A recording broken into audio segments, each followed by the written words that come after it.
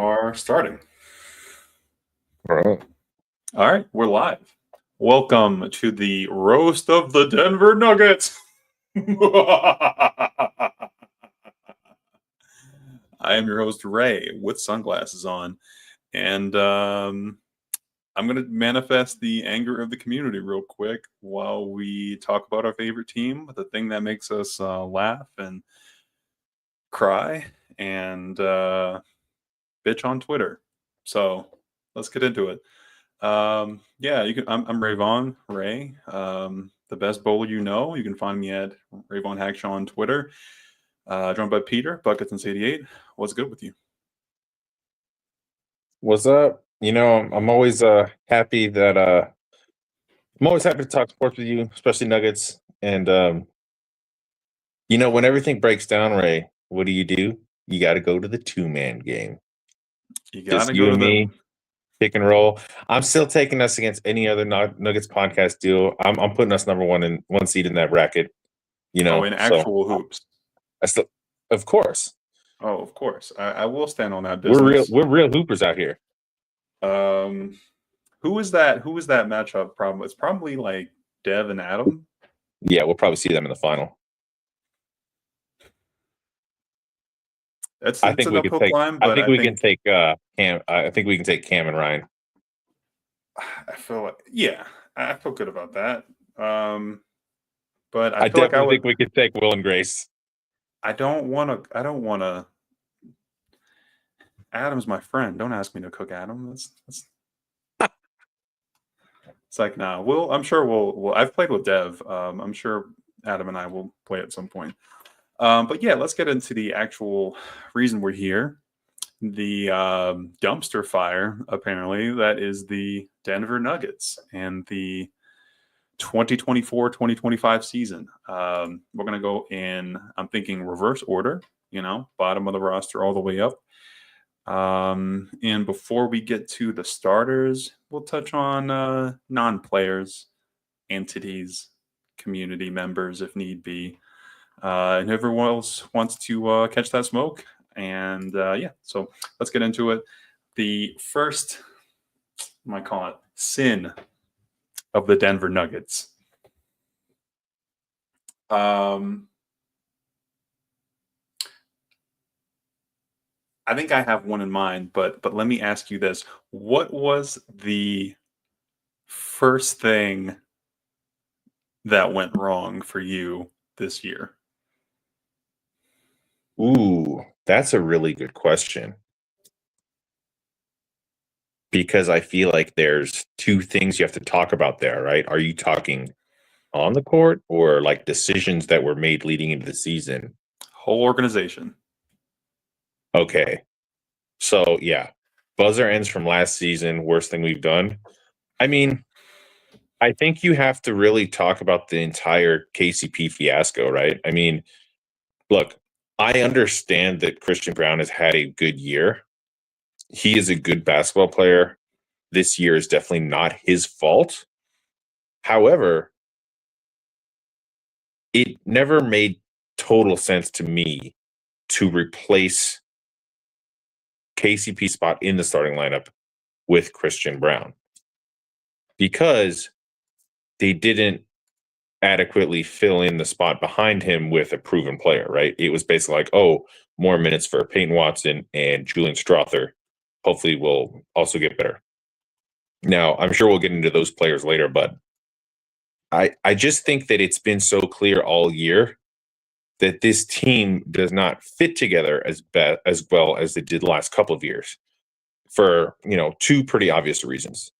One, KCP is a more willing shooter than Christian from the perimeter. I'm not going to say he's like way better. He's definitely like, he was good on the Nuggets. I know he's having a down year, guys. I know he's not like probably worth his contract right now, but he was a perfect puzzle piece that the Nuggets lost. And the second part, obviously, is his defense, right? He's a thin, quick guard that can get around screens and that can kind of muck stuff up for the other team. And while nobody was like afraid of the Nuggets defense, he at least made us respectable. Him putting some pressure on the ball slowed everything up for the other team, and let everybody else sort of work in rotation behind him. Now you see we can't put any pressure on the ball with pretty much anybody, and teams are just getting downhill on us in rotation right away, and teams can just pretty much work the ball around and get an open shot. So I think that is the biggest flaw, is just not replacing his skill set. I understand that you probably can't get a player as good as KCP with the resources he had available, but I mean they could have tried to sign Dennis Smith Jr. at some point.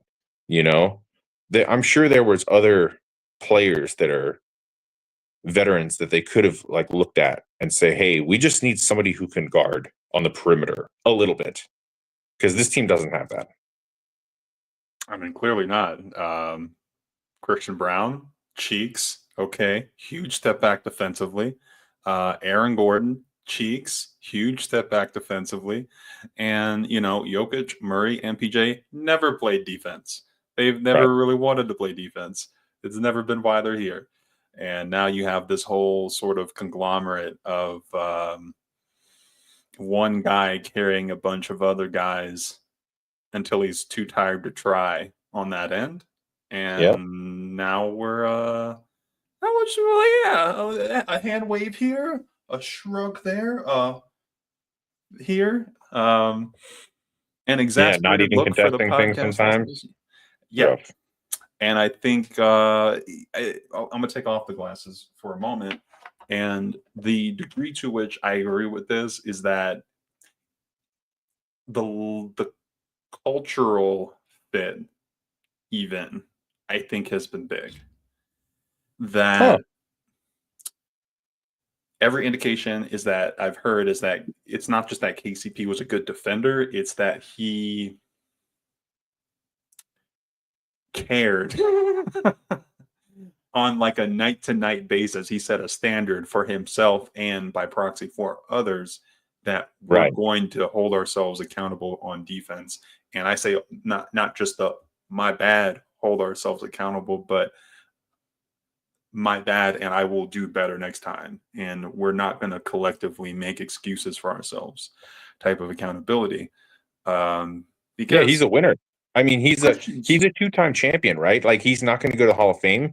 He's probably not even going to be like on, you know, the top 100 pages of like basketball players you would talk about when you explain like the NBA to your kids one day. But it's like he was a crucial piece of the championship that I think was maybe disrespected by the Nuggets front office. I got to put on the glasses for this. Okay. KCP's washed. He's not worth that contract. Okay.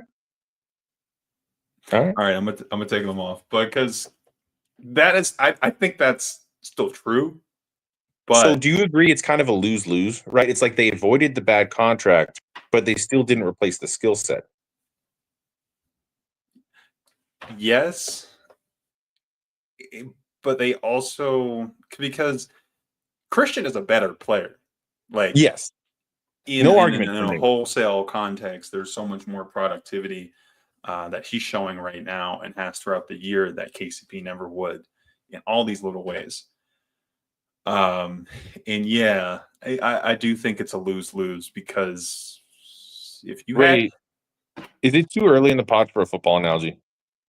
It's never too early in the pod for a football analogy, Peter. Think about it as like you have a really good offense, okay, and you have elite receivers, but you lose your slot guy, and he's like dynamic over the middle, and you're like, it's okay. We just signed another X receiver, another outside guy. He's really good. He's actually like better than the slot guy. You're like, oh wow, look, they got this name. You know, they just picked up Devontae Adams or something, and it's like, oh wow, this is going to be amazing. And then the offense isn't good, and you're like, why? Well, if you don't replace the slot receiver, you don't have that small, quick, dynamic guy over the middle anymore that diversifies your offense, or in the Nuggets case, your defense and your offense. So it's just the fit with KCP was so perfect. We all knew it when they made the trade for him and when we saw him play here the last couple of years. And it's just a shame that the Nuggets didn't really realize that like that's the kind of player they need to put next to Jamal Murray and Nikola Jokic. Counterpoint. Imagine a world where we gave KCP, what was it, 22 million a year, 23 million a year, I think it was. I thought it was 20 even. I thought it was 4 for 80. I could be wrong. While I look this up, let me channel the energy of the reaction as KCP wanes into his. He's still been good defensively, by the way. Okay. You don't care. I can't believe Calvin Booth gave KCP $20+ million a year. Okay? This man is washed. He's in his mid-30s. He needs a cane when he walks out on the court. He shoots 3 times a game. 7 times this year, he's had like no stats. He just zeros, no rebounds, no steals. Maybe puts up a shot. I'm tired of this. Calvin Booth is the reason the Nuggets aren't going to win a title. Is that your tryout for sports radio voice? Sorry? Is that your tryout for sports radio clip? It's like some mix of sports radio and angry Twitter fan. Yeah. But all that is to say, I think we were hitting on it, is that either way, I don't know if KCP would have fixed all this. No. Like, yes, KCP. We'd have a better record, though. Has a very specific, yeah, for sure. KCP has a very specific skill set, but it wouldn't suddenly make Mike, Jamal, Jokic. It wouldn't have made them good defenders. Right. It wouldn't have.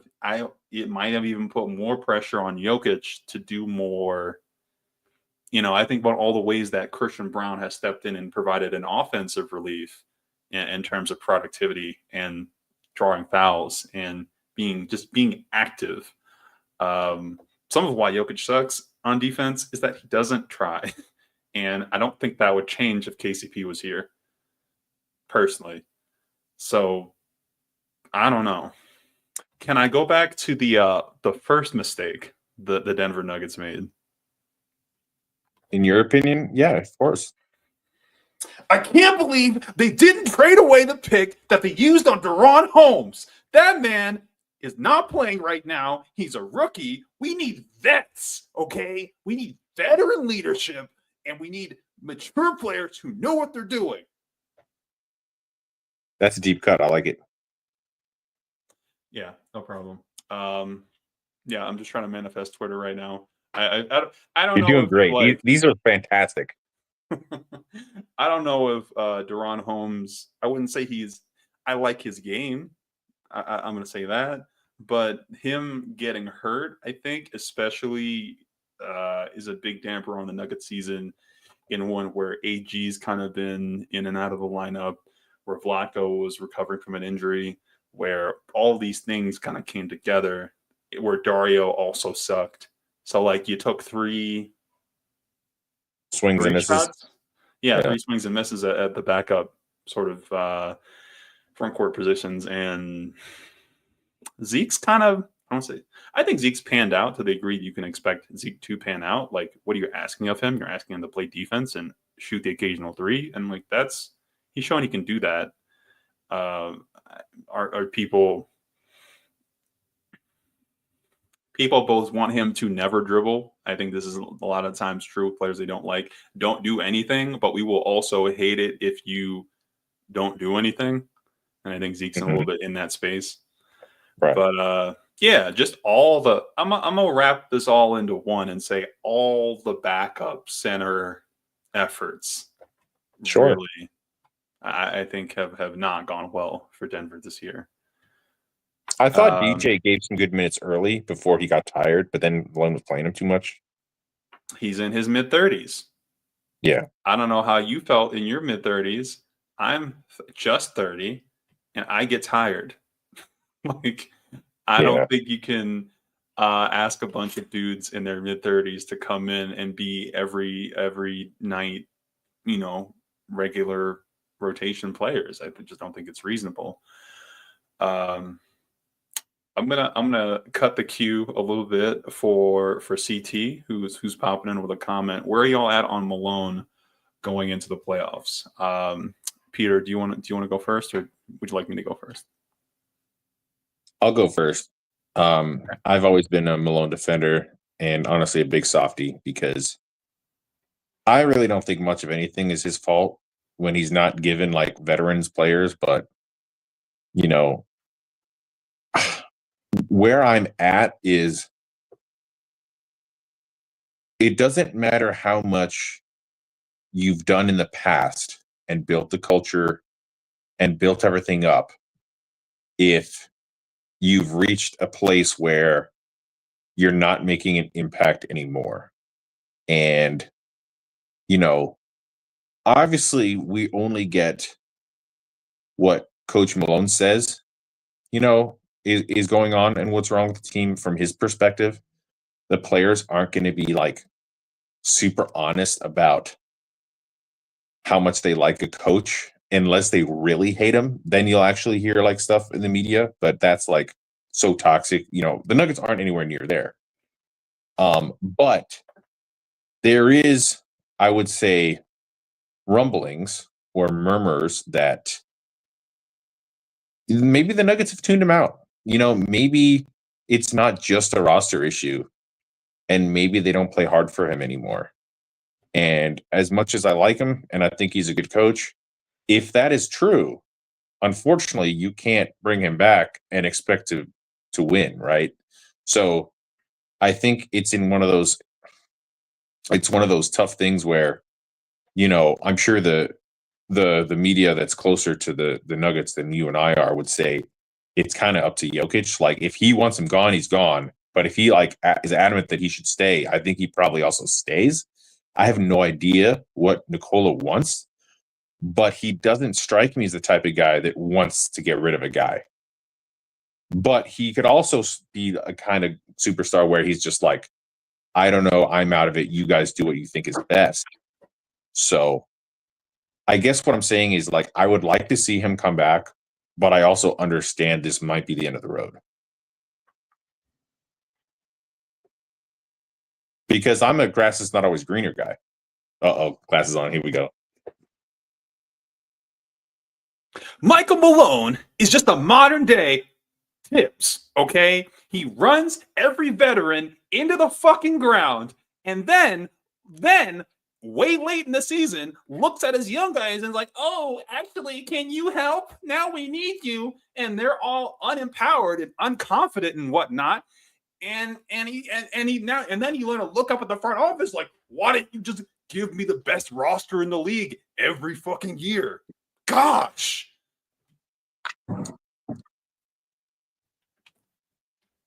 That was actually that was excellent. Of course, no problem. But I think Michael Malone has done his best coaching in the playoffs, and so I give him enough grace to say, show me what you got. If you want to save your job, hey, show me that you are getting the most out of the team that you have. Because the reality is you're not always going to get, and I don't think it's practical to say like, hey, we can just bring you all the veterans you want year in and year out.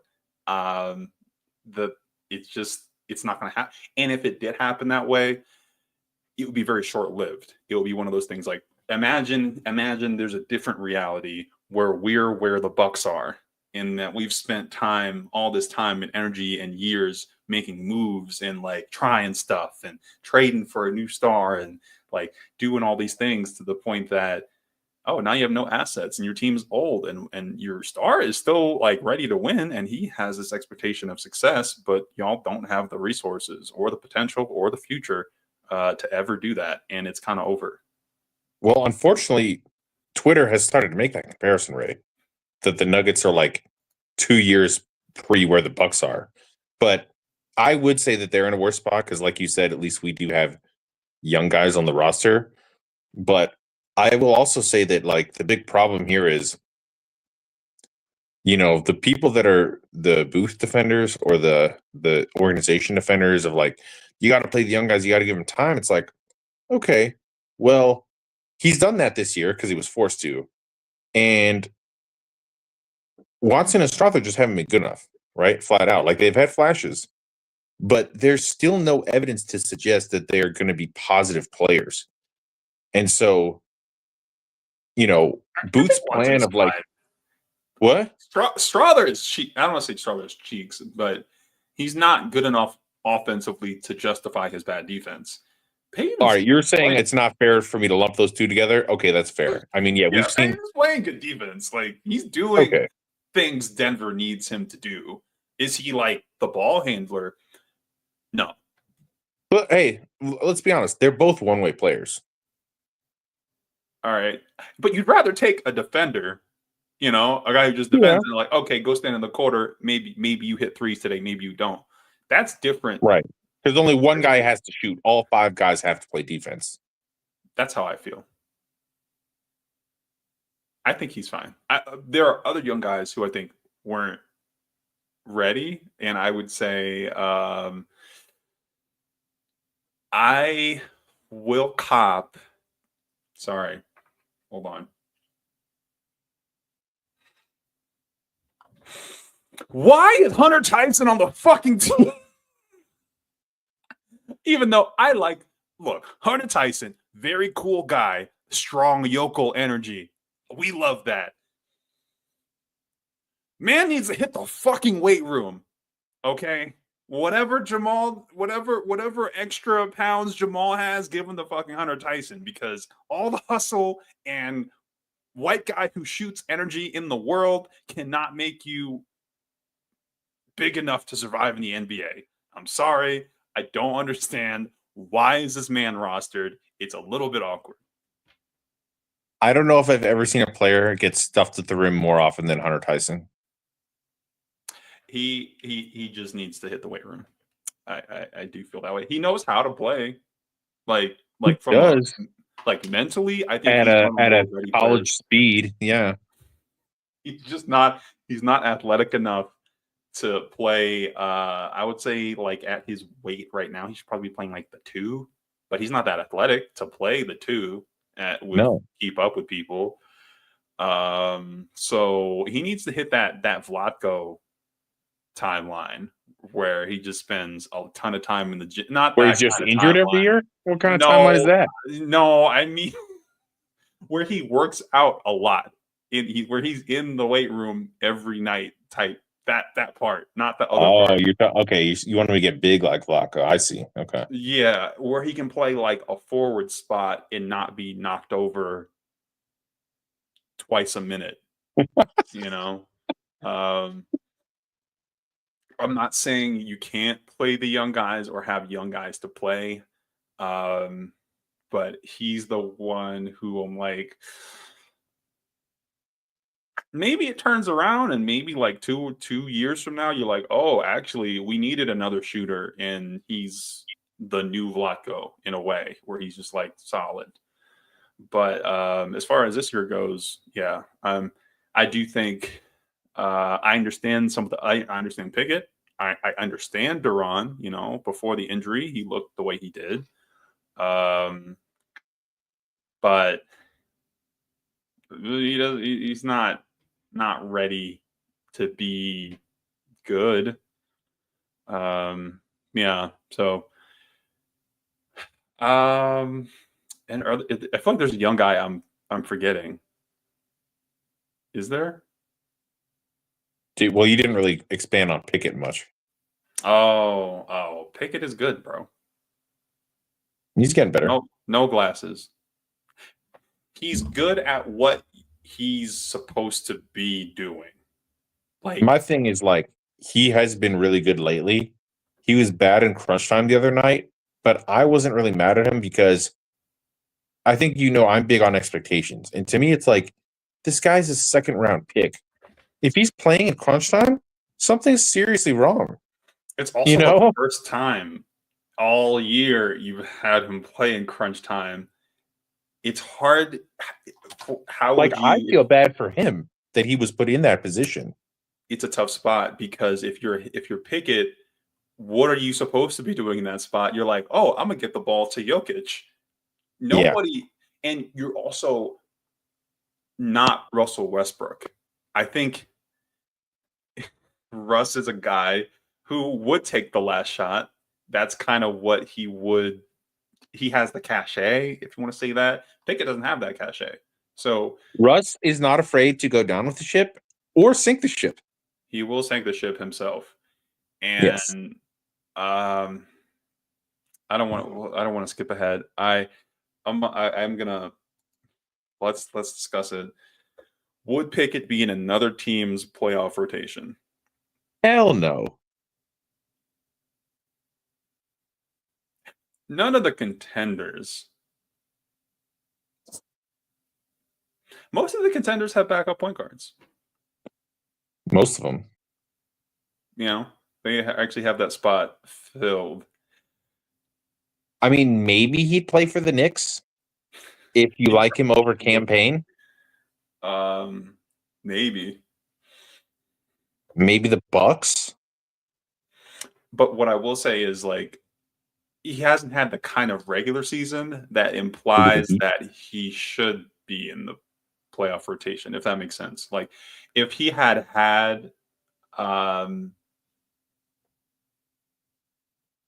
10 games of crunch time, of being involved and being in that kind of environment, I might feel better about it. But right now, this is another situation where it's a lose-lose situation in my mind for Michael Malone, because who would you rather go with? Pickett is more stable. He's making less mistakes. He's playing better defense. He's gambling less. He's getting the ball to the players who actually should be shooting or passing or doing whatever they need to do as for terms of like offensive leadership. Yeah. But he's also just a second round pick and barely dipped his toes in the water of the NBA. And he's not that confident. And that's I will get back to that idea later. But he's not very confident. And what's your alternative? I mean, he's very limited, but he played smart. He's a good table setter. He can hit open shots. I think he's fine as a third point guard. But the thing with Pickett is, like, this is sort of where Booth's philosophy and roster has lost me, is that Jalen Pickett is a high IQ player. And he's good with Jokic. Obviously, most players are good with Jokic. Jokic is a high IQ player. I feel like we talk about IQ a lot, but we don't really talk about cumulative IQ very much. And unfortunately, the Nuggets they've played a lot of brain dead basketball this year, to take a Twitter term for you, Ray. Because they've just had a lot of players that just, like, I'm like, what are you doing? And so Pickett, as smart as he is, if you put him on the floor with two other guys that don't really know what they're doing, it's going to make him severely worse. And so, I understand the arguments of, like, whenever I've defended Zeke in the past, people say, like, well, you really shouldn't, like, cater to this guy who's, like, a low pick and been here for a long time and still can't figure it out. I get that. I'm not saying cater to Pickett, but if you just put more high IQ players on the roster around Jokic, it's going to have a cumulative effect of, like, less turnovers and better shots. And that's been my biggest frustration with this season, is just how dumb the Nuggets have played sometimes and how many times they beat themselves by shooting themselves in the foot with bad turnovers or just bad possessions. Okay, that is worthy of an actual response. I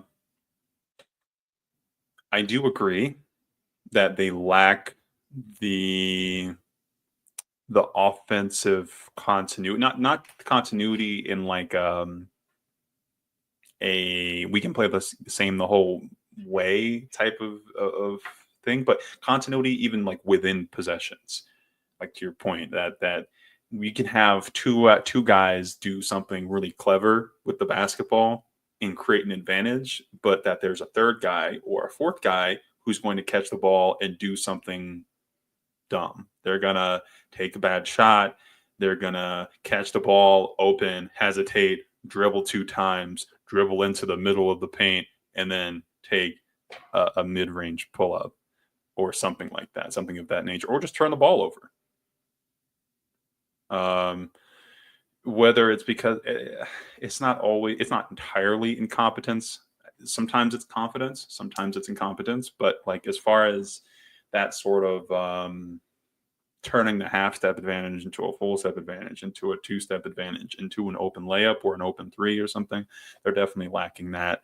And I feel like it's this pendulum that they've swung between where they were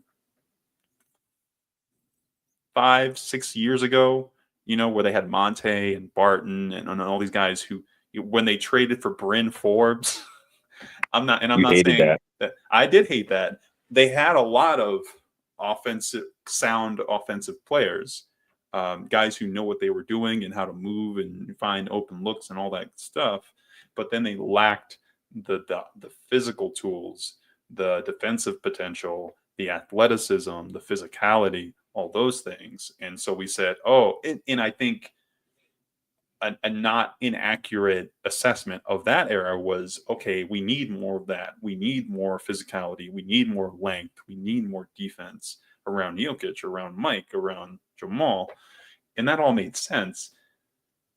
It just feels like maybe we've swung a little bit too much in the other way, which is unfortunate because at the same time, they're not that good defensively. Right. Because what I was saying is like, if you look at the Thunder, I know that's like the top example because they're so good, but it's like, if you just look at their roster, they have a clear picture of like what they want in a player, right? I don't feel like I could describe to you what a Calvin Booth player looks like. Oh, I think I could. It's think about the through line of Holmes, Pickett, Brown, and Watson. It's length. It's even Pickett, who is small, he is short, has a 6'7" wingspan. I think it's one of those things that Christian Brown, okay, yeah, he doesn't have the longest wings, but he is tall for a shooting guard. He gives you a lot of size. Peyton Watson, kind of the same thing. Deron Holmes, kind of the same thing. It's guys who they can do things, but he's looking for that bare minimum physical tool set that isn't going to be that's going to meet the physical demands of playoff basketball, which I think is valid. I don't want to get too deep into my theory because I want to circle back. We were talking about dumb players. I don't want to phrase that way. Not players who are not, they're not dumb. Because I think too many times we say that as fans, we look at players who make mistakes on the basketball court and be like, you're less intelligent, and that's not. Don't do that. These people overly aggressive, ambitious. First of all, actually, I'm gonna come back. We'll come back to basketball. They say the kids can't read. The adults can't read either. I'm tired of this. Y'all talking about NBA players and about how not smart they are. Most of y'all are dumb. Most of y'all can't do math. Most of y'all don't read. So I don't want to hear y'all talking about NBA players not being intelligent. This is some bullshit coming out of the side of your mouth for what? Okay. But yeah, but to get back to the basketball part, I love Russ as a person. He's one of the most likable players in the NBA. Everywhere he's gone, everybody says he is one of the most likable players in the NBA. He's never done anything wrong off the court. He's always bringing like a level of energy and hustle.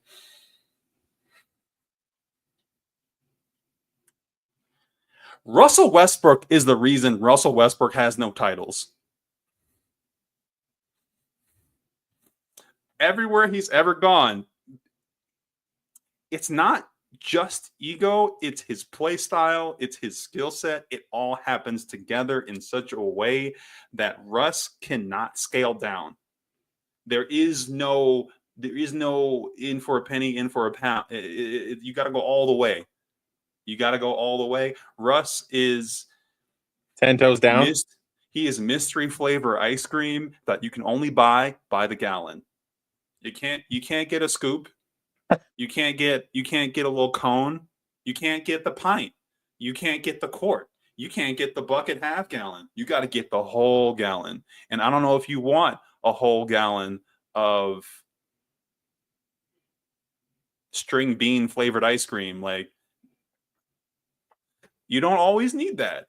And the issue with that is Michael Malone can't do anything with it. You know, you're giving your players agency. The other night, the Denver Nuggets played a double overtime game. They played, I don't know how many minutes Russ played. The next day, how old? Alexa, how old is Russell Westbrook? 36. Oh, my Alexa is not on. Okay, that's fine. But Russ is 36. It is irresponsible that man played a double overtime game and then came back the next night. I don't care if you want to. Oh, you got to respect how much he gives and how much he cares. You got playoffs in 2 weeks.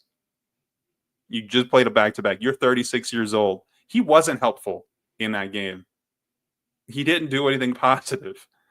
And it's that exact kind of thing that Russ can be on a court with Jamal Murray, with Michael Porter, with Nikola Jokic, and somehow damn near lead your team in shots. I can't.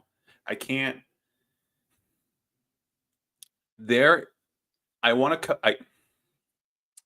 commend him for his commitment to improving as a shooter, for bringing something that not a lot of other Nuggets can bring, especially not Jamal Murray, to be honest, in terms of pace. Hey, look, it's not a slight. Like, Jamal Murray doesn't play fast. Okay, that's just not his thing. He's good at other things. That's just not one of them.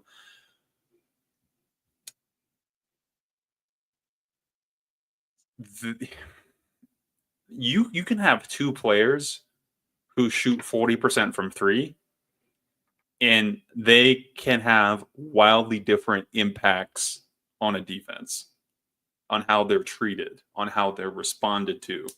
Russ is having one of his best years from three, but nobody's guarding him. You know, Michael Porter can go 1 of 9 from three, and people are still going to be in his jersey. He's still creating that spacing.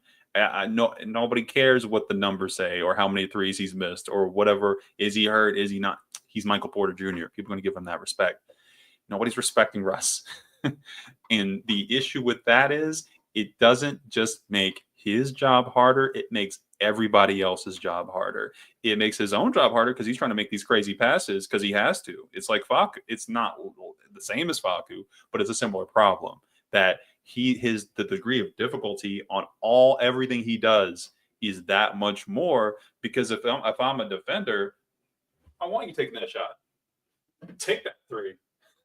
Go do it. I'm going to play the passing lanes. I'm going to sag off on you and put more pressure on Jokic, on Mike, on Jamal, on whoever's on the court with him, on Pickett. You would much rather cover, if they study. I don't know if they do study Pickett, but you'd much rather cover Pickett on an open three than Russell Westbrook. Just aesthetically, you can look and see it and be like, yeah, we should probably cover him. You might want to leave Russell alone. And so it creates it's that continuation of the theme. And I point at him and make this whole thing because he's the one playing the most. You can't bench him. You can bench everybody else. You can bench Julian. You can bench Peyton. They still bench Mike. Still doing it. You know? You can't bench Russ. If he had a good 30 minutes, well, it's time to finish him in crunch time. And so to get back to the Malone question,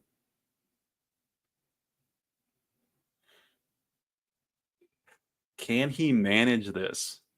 Can he manage like the ego and the respect and in the personal team dynamic of a Russell Westbrook and still, you never know what might happen if Russ gets pissed off.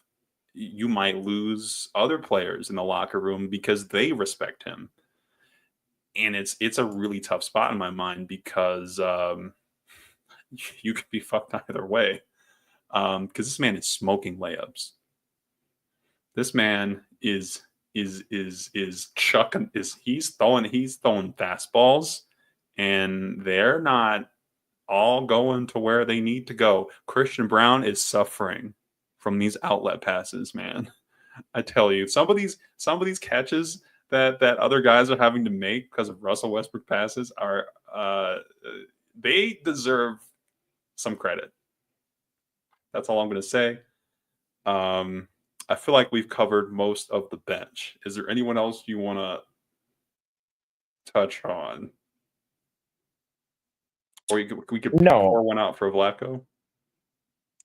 Yeah, I mean, the poor guy, I think this is the end of the road. It's just like, I think he's lost his confidence again, man. I mean, did you see that catch he had in Golden State the other day, and he didn't go up with the layup and kicked it out and turned the ball over? It's just like, dude, what are you in there for? Like, if you're not going to be aggressive. So right, it's sad because I know that the IQ is still in there. I don't think he trusts his body right now, and I don't think the Nuggets can trust his body. Unfortunately, it was sort of a wasted roster spot this year. So, unless they think it makes sense to bring him back on another minimum, I think that's going to be sayonara. As far as like Malone's decision with Russ, I mean, it all comes down to, I don't know if this is the proper segue, but it's like elephant in the room.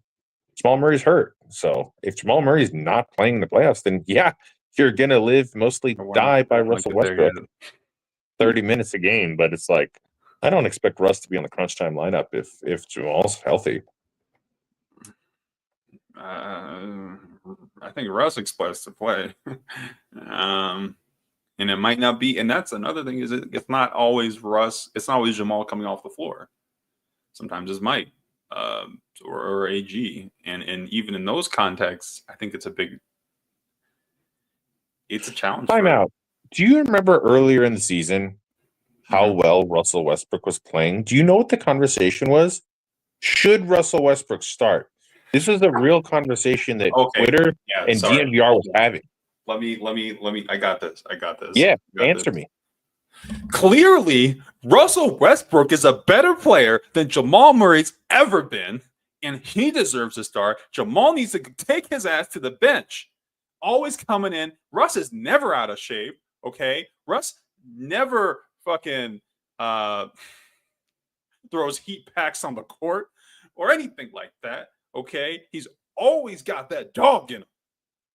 Tell you what, start Russ 35 minutes. That's why he's playing badly, is because he's not starting. If Russ was starting, you would get the most out of him. That's it. And I kind of agree with that. I didn't know we were getting a Westbrook stand on this appearance on this podcast. That was dope. I mean, look, I don't engage in Twitter or anything like that on a regular basis, but I pay attention. I see what y'all be saying. There is a grain of truth to that, in the sense that if you want to get the most out of Russell Westbrook, he does better with more time. Does that lead to success? His career lack of titles says no. Like, so I don't know what you do with that, to be honest. I think the only way this ends well is if he decides himself to take a step back. If he did a little bit. I think he's been a little more reined in this year than he has in past seasons, but obviously it's still not at the level where, he's still going to make a couple of dumb decisions a game. Yeah. I'm sorry. Bad decisions, not dumb decisions, Ray. Yeah. Thank you. I appreciate that. Yeah, I mean, there's going to be mistakes, and I'm actually okay with mistakes in the second, third quarters, first half of the fourth. Hey, you're working hard, you're putting in out at energy, you're keeping up a certain level of effort on the court. Other players are following suit. He does kind of empower. I do think there's a degree to which he empowers the other like role players on the roster, especially the younger guys, to be better. A guy like a Peyton Watson, I think, benefits from a Russell Westbrook in the sense that he has just mentorship and guidance. I think that's handy, but I don't trust him. That's fair. He I mean, lacks. to be clear, the offense has still been like good as a whole when he's on the floor, right? Like the Nuggets offense is With not the Jokic. problem this year. Yeah. With you, like with Jokic, yeah. And and I'm hoping, we're talking about the coaching. I'm hoping we get this look of one of the things that I think worked the most with Russ this year was the all defense lineup. Basically, it was when it was like Russ, Brown, Watson, Zeke, Vlatko. Just something that's a little bit more like, okay, we're going to play 5 out so that Russ's drives have some hope for success, or at least some hope for a kick out. He's not just getting crowded to death, hopefully.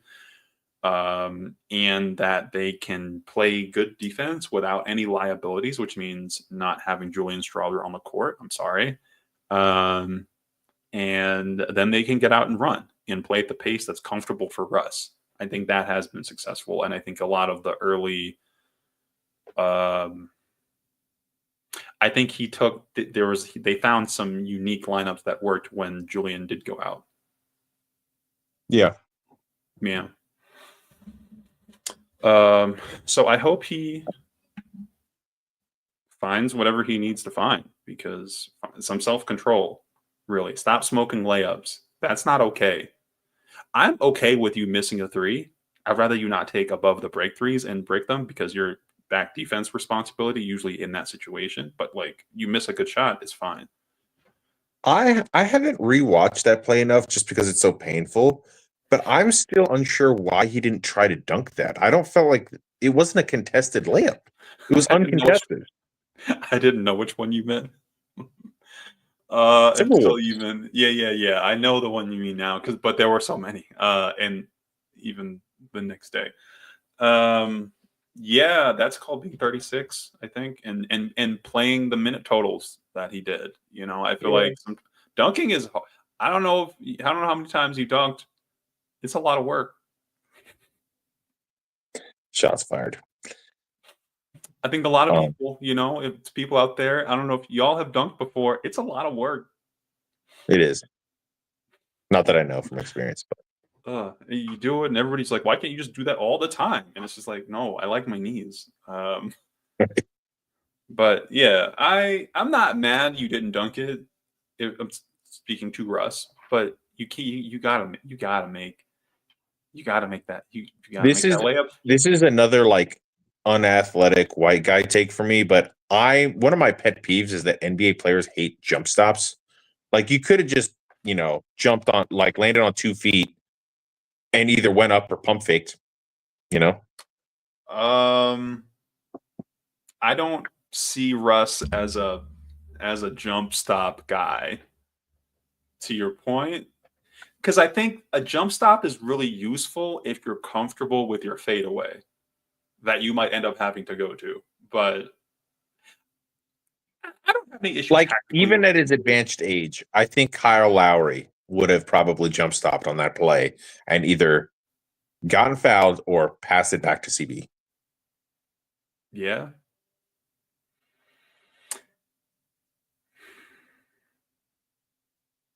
Anyway, we should probably move on. And then he fouled the 3-point shooter. Yeah. We haven't really talked about this. It's part of the experience, man. Your ice cream analogy was fantastic. I loved every minute of it. I can't You even. know, that was the like olive with mixed with licorice flavor ice cream. I don't even have. I can't even go. I feel bad. I do feel bad for Russ. Yeah. Also, The thing that sucked so much about that play, watching it live, Ray, is like all of my suspense was on the shot, right? It's like, oh, we're either going to lose on a buzzer beater or win. And when I heard the ref blow the whistle after turned the it off buzzer, again. I was like, oh, he's just blowing the buzzer because like the clock's dead. And then I see the Timberwolves all like huddling up, not walking off dejectedly. I'm like, wait a minute. And I'm like, oh shit, they called a foul. I'm like, there's no way he fouled them before 0 on the clock. He was just contesting. And then barely somehow the replay, he barely did like foul before triple zeros. Just It was a weak oh foul. my god. But at the same time, It was. It's one of the things that, all right. 20 years you've been learning to play basketball. Your coach has been telling you, stop fouling 3-point shooters. And the one time he didn't even make the fucking shot. You are an embarrassment to the game of basketball for that whole ass sequence. I've never seen somebody sell a game more individually in a more robust way. A lot of the times you can say, oh well, there's a lot of shots we missed. There's a lot of mistakes we could have cleaned up. I've never seen one individual sell a game over the course of like 45 seconds. It's not just like, oh, you missed a shot. No, he sold the whole crunch time. The whole crunch. No, they should have won that game. They did everything they needed to win that game. And Russ has no control over his limbs. I swear. I'm going to put this down because we should move on. Feel better? No. Oh, I'm sorry. No. I feel dirty. That was good. Nah, but no, I mean, I feel like we've covered most of the others. Most of the others. I actually don't have any. Yeah, no roasts for DJ. DJ had a great year. You couldn't ask anything more. I mean, he should be retired. So yes, he definitely had a great year. He should be retired. Please, we need to. Okay, I do actually have one. I have a problem. Look, I have a problem with you, the entire fan base, and the expectations that y'all have for dudes 35 and up. What is wrong with you?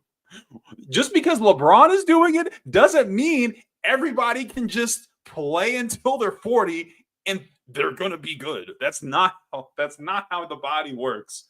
Those people, the Chris Pauls of the world, the KDs of the world, they're the exception. They're not the rule. Stop advocating for these dudes in their mid-30s. They're not good. Justin Holiday is not good. If Justin Holiday was good, he would be in the NBA. Stop it. Get some help. Okay. Anyway. Ray's fired up today. I like this. I want to give him his flowers first. Aaron Gordon shooting the lights out of the ball this year, and I love that for him. Yep. He's playing with confidence. He's got way more bag than people realize, and he's kind of like a little more athletic than Danilo Gallinari, the way he be playing out here. That's how I feel when I see him. I see shades of that old relationship that Jokic had with Gallo, outside of the fact that Gallo didn't like him. But what are you going to do? The man's taking your spot. I don't know. I would be mad too. He's not been a good defender. And that makes me sad. And it makes me sad because even though I know he's doing everything he can, I feel like he's kind of the linchpin of the whole defense. Like he's like the Draymond Green of the team in a way, Right. or he was. Where now he's the Gallo of the team in a way. Where I feel like teams, opposing players, especially guards, feel real comfortable attacking Aaron Gordon. And that's not that I think it was as big a part of the defense from a collective aspect as the as KCP was, is that you had Aaron Gordon being a guy you can, we are too loose with the term can guard 1 through 5. Oh yeah. And we keep saying that Aaron Gordon can be this flexible defender, and that's just not. It's just not true. I'm sorry.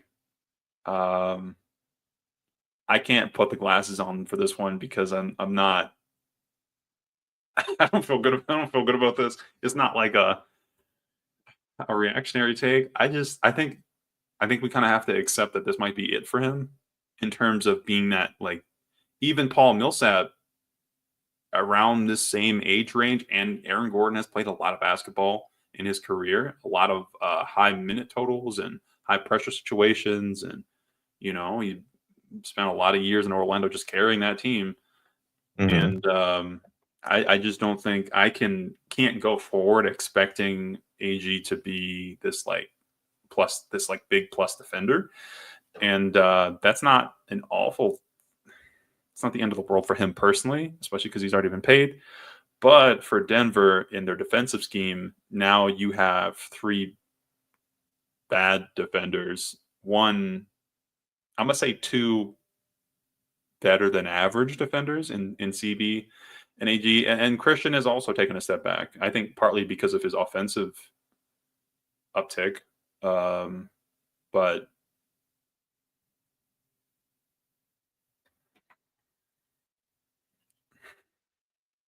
I don't know what to say about that. The defense is not there. Yeah. Y'all looking like Trump lawyers the way you're defending your mans out here. Can't do your fucking jobs. That's all I'm saying. Yeah, I mean the defense has been frustrating.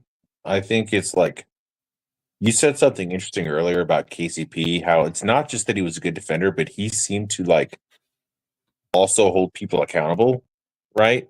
So when you lose that voice in the locker room and you lose even just I think it's anybody that's ever played sports also understands that like when you play with somebody who's like working their tail off, it makes you want to go a little harder, right? Most of the time, like if you care, thing. Yeah. But like I'm not going to necessarily start calling guys out, but if 1 or 2 or 3 guys don't care, it's going to be a lot easier for you to relax.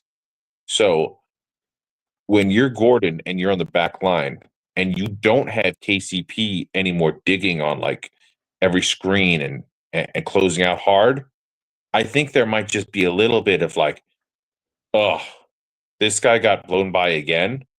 I got to step up again. You know what? Does that make any sense? It's like a linebacker having to make too many tackles if the D lineman can't stop the running backs at all. Mm-hmm. It wears you down as well. So I think there's like the individual, yes, he's been bad, and then there's also the compounding, like if everybody else is bad around him, it makes it even harder for him to be good. And I think that trickles down to Jokic even more, right? Because we all agree he's been pretty bad on defense this year relative to what he's capable of. And part of that is because he's so tired from having to carry the load on offense. But, I do want to say one more thing about Gordon before we move on. He's in a weird place for me right now mentally because I think that he made some fascinating comments the year after they lost to Golden State. If you remember, the Golden State plan was basically like, let's see if Aaron Gordon could beat us. And he had a horrible series, right? He was like embarrassed about it. And he's like, I really got to, hit the film and study and like learn how to play with Jokic and learn how to get better. And he did. He got better. He is a better IQ player now, but sometimes I still think that he overthinks. And I think that he tries to make the right play a little bit too much. And maybe that's nitpicky by me because it's very rare that we're watching a game and we go, AG, what the hell were you doing? But here's the point I'm getting to, Ray. When Jokic is out, AG is super aggressive and he'll like lead us in scoring. But when he's not, he has these games like the other day, he was like 2 for 4 from the field. So it's like, okay, you shot 50%, but like, dude, you're playing 30 minutes a night. You can't take 4 shots. And I get that. Okay, but it's like sometimes the ball doesn't find you, but it's like he has those nights a lot. Wouldn't you agree? Yeah, I think there is this idea that if you just didn't have Mike, that AG could just do everything Mike does. But there's something to being a volume scorer that is like volume. It's you got to go out and get it invisible sometimes. is what I'm asking. Basically, I'm okay with you going 4 for 13 every now and then. That happens. You have off night shooting. That happens. You're right. I'm not okay with you going for 2 for 4 because that tells me you weren't aggressive. And in the context of the waning defense, I'm not saying he's bad, but he's not making up for other people's mistakes defensively the way he was. Well, you got to give it to me on the other end. Is what at least the least you could get it back. Carry the non-Jokic minutes a little bit. Create for your teammates. Relieve some of that at least offensive burden. And you're having a great year shooting. I trust you. We all no one's looking at you sideways for taking more shots. You already got paid. Like there's no if you get traded, you get a trade kicker. Like he's not going to lose money because he's having a bad shooting month. Right. So if in the way that the roster is structured financially, at this point, I mean, you need to be more productive. If Christian Braun can do it, if Christian Braun can say, look, I'm going to go get mine and I'm going to put the team on my back when the need arises, that's the least you could do is give me more than 5 shots. But yeah, he's not healthy. I mean, right? That's another thing that I think is really unfortunate. And calf injury. And a calf, it's soft tissues. But in Mike as well, the hamstring, the back, whatever you want to call that. I think it's all, these are connected systems, but hey, I think this is really tough. I mean, at least they're playing through it. Yeah, for that. But and I guess while we're on the injury conversation,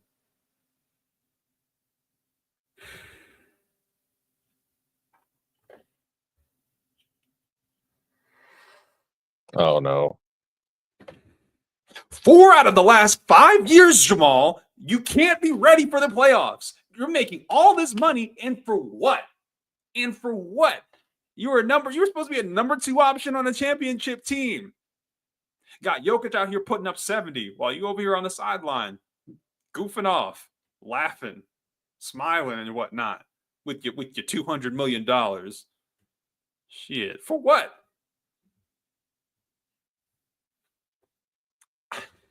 I can't let go. I can't let it go anymore. This is it. I hope and pray that like 2 weeks from now, Jamal is fine and that he can play basketball and he continues to play at the level that he's been playing at. But if he's not healthy this year, that's 20% of the time. That's a 1 in 5. You got a 1 in 5 shot of this man being healthy during the playoffs based on the last 5 years. And that's just not, that's untenable. You add it together with Mike being hurt, with AG being hurt, and they're playing through it, sure. And everybody's hurt a little bit, sure. But it's a really unfortunate position for the Nuggets to be in. And I can't even, I mean, injuries, I don't think they're intentional. And I'm not even saying it's anybody's fault. You know, I think there's a lot of, if Jamal just came into camp in shape, he wouldn't get hurt as often type energy.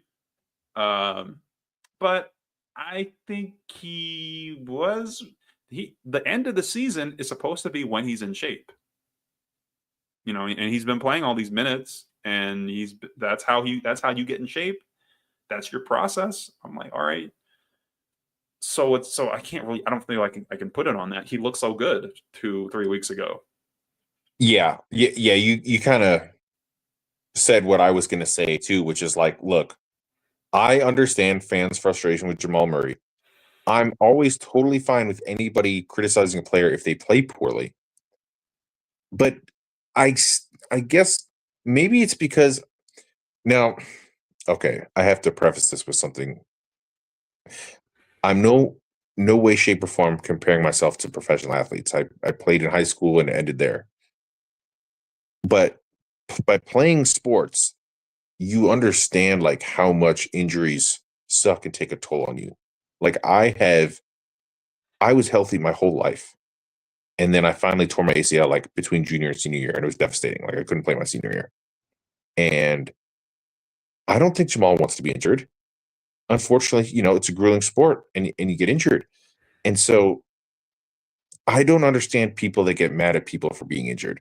And my thing is this: if you're mad that he comes into the season out of shape, that's a fair gripe. But you basically just agreed with me, because this is what I was going to say today, is like, okay, guess what?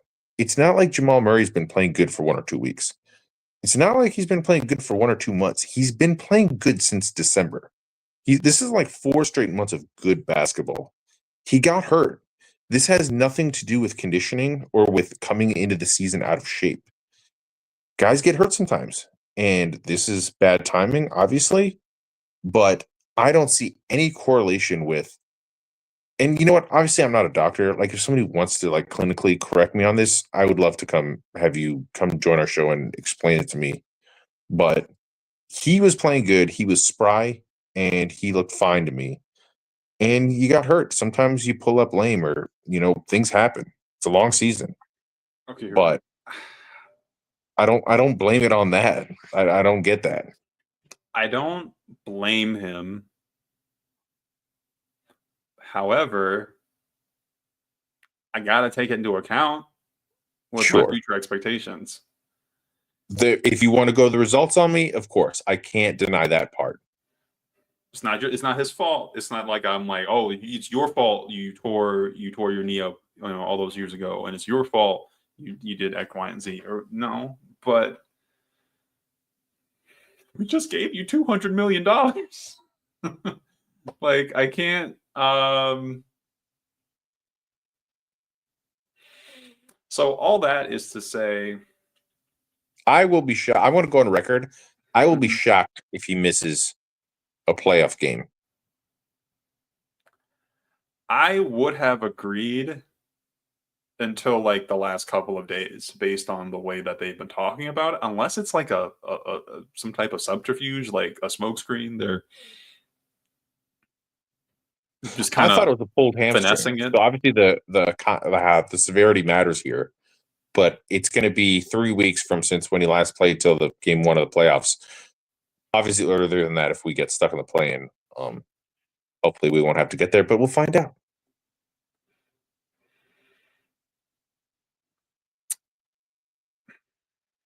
Do we want to talk about? Do we want to save off-season things for the off-season? Yeah. I mean, we're already over an hour, so Okay. let's see how these next few days play out. Yeah, I mean, if they don't, I promise you, if you're listening, the glasses will be back if they flame out of the playoffs. And we will have discussions about what the next steps will be. I generally don't want to explore that too much. Can I give a very general take before we go? Sure. Trade everybody but Jokic. I don't give a fuck. Trade Jamal, trade Mike, trade AG. Just clear the deck and find me a fucking second star for Jokic. LeBron, he has fucking Luka. Okay. Tatum has Jaylen Brown, who's sometimes better than him. What's Jokic have?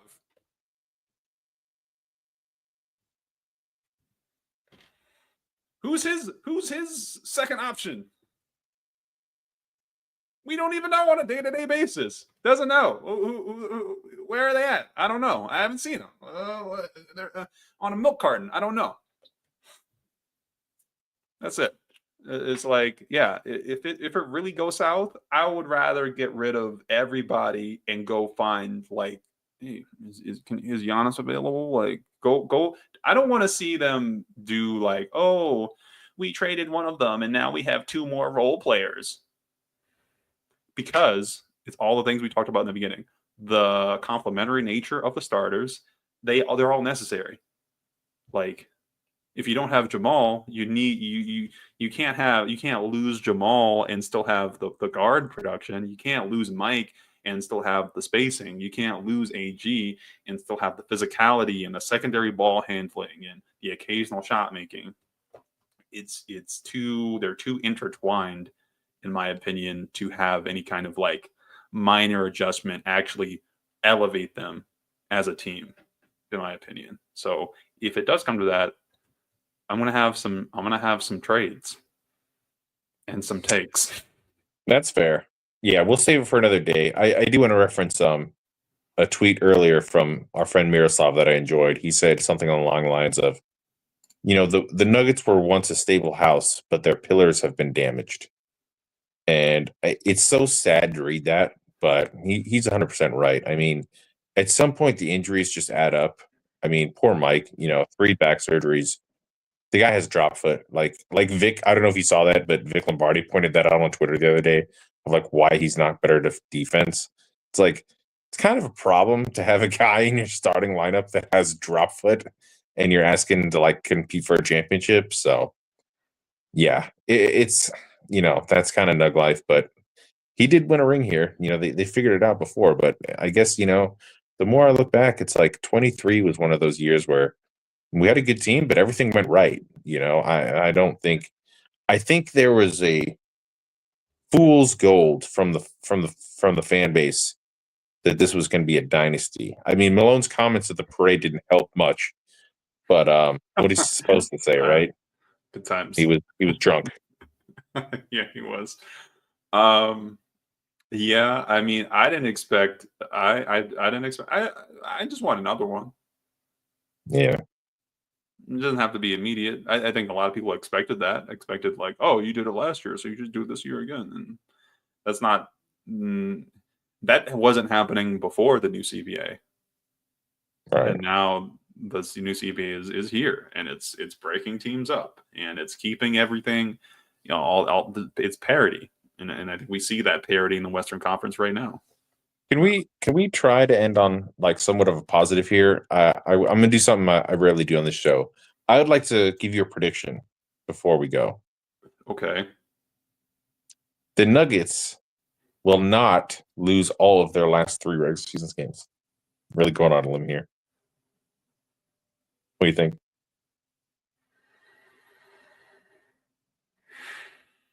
I don't even like that you just spoke that into existence.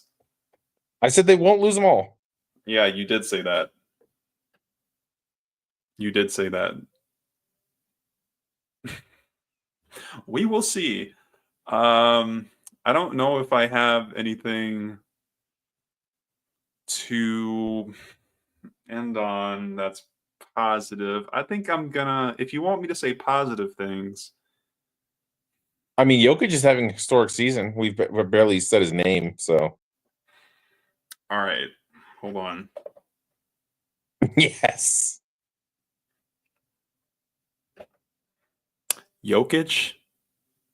He's gonna be in the GOAT conversation when everything's said and done. You can lie to yourselves and act like SGA is close to his level or whatever in terms of production or effectiveness or your twisted sense of what value is. But Jokic is that guy. Let's be honest. And look, Jamal Murray, Michael Porter, AG, when they are playing together, they are better than any other team's core. They're so complementary. They're so collectively talented and synergistic in how they execute things that they can and have beaten really good teams this year and in past years. And I think they know what it takes to accomplish that. So don't write them off. Or do. Because the sunglasses will be back. And I see your takes. I see the doubters. I see the people who want to call it a year. And I just keep that shit in mind. Four Corners out. This is Ray. This is Peter. And we'll see you next time.